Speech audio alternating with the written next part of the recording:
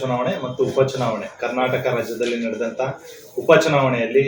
ನಮ್ಮ ಕರ್ನಾಟಕದಲ್ಲಿ 3 ಕ್ಷೇತ್ರದಲ್ಲಿ ನಮ್ಮ 3 ಕಾಂಗ್ರೆಸ್ ಅಭ್ಯರ್ಥಿಗಳು ಜಯಗಳಿಸೋದ್ರ ಮೂಲಕ ಇವತ್ತು ಕಾಂಗ್ರೆಸ್ ಪಕ್ಷಕ್ಕೆ, ಕಾಂಗ್ರೆಸ್ ಸರ್ಕಾರಕ್ಕೆ ಒಂದು ದೊಡ್ಡ ಶಕ್ತಿ ಬಂದಿದೆ ಅಂತ ಹೇಳ್ಬೋದು. ಮತ್ತೆ ಏನು NDA ಸರ್ಕಾರದ ವಿರುದ್ಧ ಈ ಮತನ ಚಲಾಯಿಸಿದ್ದಾರೆ ಕರ್ನಾಟಕದಲ್ಲಿ ಅಂತಲೂ ಕೂಡ ಹೇಳ್ಬೋದು. ಮೋದಿಯವರ ದುರಾಡಳಿತ ನೋಡಿ ಇವತ್ತು ಜನ ಬೇಸತ್ತು ಸಿದ್ದರಾಮಯ್ಯನವರು ಮತ್ತು DK ಶಿವಕುಮಾರ್ ಅವರ ಕಾರ್ಯವೈಖರಿನ ನೋಡಿ ಸರ್ಕಾರದ ಒಂದು ಗ್ಯಾರಂಟಿಗಳಾಗಿರ್ಬೋದು ಮತ್ತು ಸರ್ಕಾರ ನೀಡ್ತಕ್ಕಂಥ ಹಲವಾರು ಯೋಜನೆಗಳಿಗೆ ಇವತ್ತು ಜನ ಅಚ್ಚುಮೆಚ್ಚು ವ್ಯಕ್ತಪಡಿಸಿ ಇವತ್ತು ರಾಜ್ಯದಲ್ಲಿ 3 ಕ್ಷೇತ್ರದಲ್ಲೂ ಕಾಂಗ್ರೆಸ್ಗೆ ವೋಟ್ ಹಾಕೋದ್ರ ಮೂಲಕ ಇವತ್ತು ಏನೇ ನಮ್ಮ NDA ಅಭ್ಯರ್ಥಿಗಳೆಲ್ಲ ಸೇರಿ ನಮ್ಮ ಅಪೋನೆಂಟ್ ಲೀಡರ್ ಆದಂಥ ಆಪೋಸಿಷನ್ ಅವರು ಇವತ್ತು ಸಿದ್ದರಾಮಯ್ಯನವರು DK ಶಿವಕುಮಾರ್ ಮೂಡಾಗಿರ್ಬೋದು, ಇಡಿ ಆಗಿರ್ಬೋದು, ಸುಮ್ಮನೆ ನಮ್ಮ ಎಲ್ಲ ನಮ್ಮ ಚಂದ್ರಪ್ಪಣ್ಣ ಆಗಿರ್ಬೋದು, ಒಡೆನರಸೀಪುರ ಆಗಿರ್ಬೋದು, ನಾವು ಕೂಡ ಗೆಲ್ತೀವಿ. ಮತ್ತೆ ಈ ಒಂದು ಚುನಾವಣೆ ನಮ್ಮ ರಾಜ್ಯ ಮುಖ್ಯಮಂತ್ರಿ ಅವರು ಜೊತೆ ಇದ್ದಂತ ಎಲ್ಲಾ ಕ್ಯಾಬಿನೆಟ್ ಸಚಿವರು,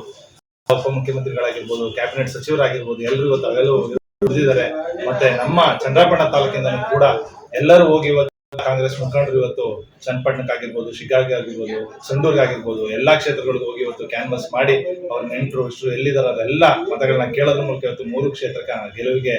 ಸಾಧಿಸಕ್ಕೆ ಒಂದು ಅನುಕೂಲ ಆಗಿದೆ ಅಂತ ಈ ಸಂದರ್ಭದಲ್ಲಿ ಹೇಳ್ತಾ, ರಾಜ್ಯದ 3 ಜನ ಯಾರು ಗೆದ್ದಿದ್ದಾರೆ ಅವ್ರಿಗೂ ಕೂಡ ಶುಭಾಶಯನ ತಿಳಿಸ್ತಾ ಇದರೊಂದಿಗೆ ನಮ್ಮ ಈಗಿನ ಕರ್ನಾಟಕದಲ್ಲಿರುವಂಥ 3 ಚುನಾವಣೆಯಲ್ಲೂ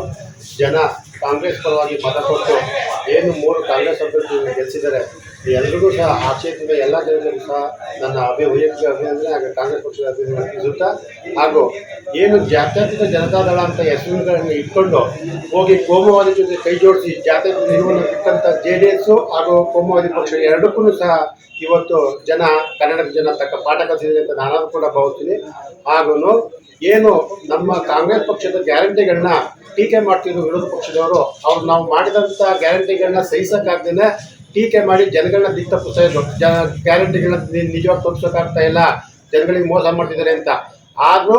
ಏನು ಬೆನಿಫಿಟ್ ತಗೊಂಡಿದ್ದಾರೆ ಜನಗಳು, ಅವ್ರ ಅಂತರಾಳದಲ್ಲಿ ಏನು ಅವ್ರಿಗೆ ಕಾಂಗ್ರೆಸ್ ಬಗ್ಗೆ ಆ ಸತ್ಯನ ಓಟ್ ಹಾಕೋದ್ರ ಮುಖಾಂತರ ಸತ್ಯನ ಹೊರಬಿಚ್ಚಿ ತೋರಿಸಿದ್ದಾರೆ. ಇದು ಏನು ಕೋಮುವಾದಿ ಪಕ್ಷ ಹಾಗೂ ಜಾತ್ಯತೀತ ಜನತಾದಳ ಅಂತ ಏನು ಹೆಸರುಕೊಂಡು ಇಬ್ಬರು ಒಂದಾಗಿದ್ದಾರೆ, ಅವರಿಬ್ಬರಿಗೂ ತಕ್ಕ ಪಾಠನ ಇವತ್ತು ನಮ್ಮ ಕಾಂಗ್ರೆಸ್ ಪಕ್ಷ ಆಗಲಿ ಹಾಗೂ ಕರ್ನಾಟಕದ ಜನತೆ ಆಗಲಿ ಕಾಂಗ್ರೆಸ್ 3 ಕ್ಷೇತ್ರದಲ್ಲಿ ಓಟನ್ನು ಗೆಲ್ಲಿಸೋದ್ರ ಮುಖಾಂತರ ತಕ್ಕ ಪಾಠ ಕಲಿಸಿದ್ದಾರೆ ಅಂತ ನಾನಾದ್ರೂ ಕೂಡ ಭಾವಿಸುತ್ತಾ, ನಮ್ಮ ಕಾಂಗ್ರೆಸ್ನ ಎಲ್ಲ ಕಾರ್ಯಕರ್ತರಿಗೂ ಎಲ್ಲ ಲೀಡರ್ಗೂ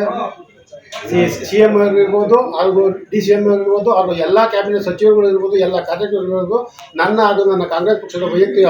ವಂದನೆಗಳನ್ನ ತಿಳಿಸುತ್ತಾ ನನ್ನ ಮಾತನ್ನು